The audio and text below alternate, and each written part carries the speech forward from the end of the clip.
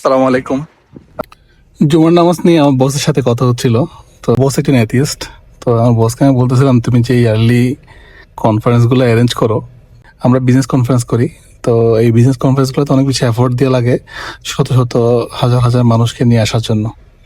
তো আমি আমার বসকে বলতেছি, দেখো আমাদের মুসলিমের উইকলি একটা কনফারেন্স আছে, যেখানে একজন স্পিকার থাকে, যে হচ্ছে ভালো ভালো কথা বলে, আর সেটার নাম হচ্ছে জুমার দিন।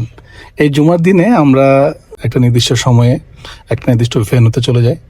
স্পিকার থাকে, ওই স্পিকারের কথাগুলো শুনি। উনি একজন থট লিডার। দেন আমরা কাম এন্ড কোয়াইট ওইখান থেকে বের হয়ে নেটওয়ার্কিং করি, সোশ্যাল অ্যাক্টিভিটিস করি, যারা পরিচিত আছে তাদের সাথে দেখা করি। অ্যাজ ইট ইজ যে বিজনেস কনফারেন্সে আমরা যেটা করতেছি, স্পিকার থাকে, এরপর ওরা কথা বলার পরে এন্ড অফ দ্য ডেতে মানুষ ওখানে নেটওয়ার্কিং করে, থট শেয়ার করে। তো মুসলিমরা আসলে ওদের যে কালচারটা, এটা যে এত রিচ, এই জিনিসটা আসলে জানে না। আমাদের বস থেকে বলতেছে, তুমি এই জিনিসটাকে ইমপ্লিমেন্ট করার চেষ্টা করতেছো, মানুষকে বোঝানোর চেষ্টা করতেছো এটার বেনিফিটটা কি, কেন আমাদেরকে বিজনেস কনফারেন্স করতে হবে, এটার মাধ্যমে আমাদের আসলে কি লাভ B2B-তে। কিন্তু মুসলিমদের মধ্যে এটা আল্লাহ তাআলা দিয়ে দিয়েছেন। আমাদের যে উইকলি কনফারেন্স, যেখানে হচ্ছে আমরা কমিউনিকেশন করি, মানুষের সাথে কথা বলি, ঠিক আছে। সো আমরা আসলে অনেক বেনিফিটেড, এই জিনিসগুলো আসলে আমরা জানি না।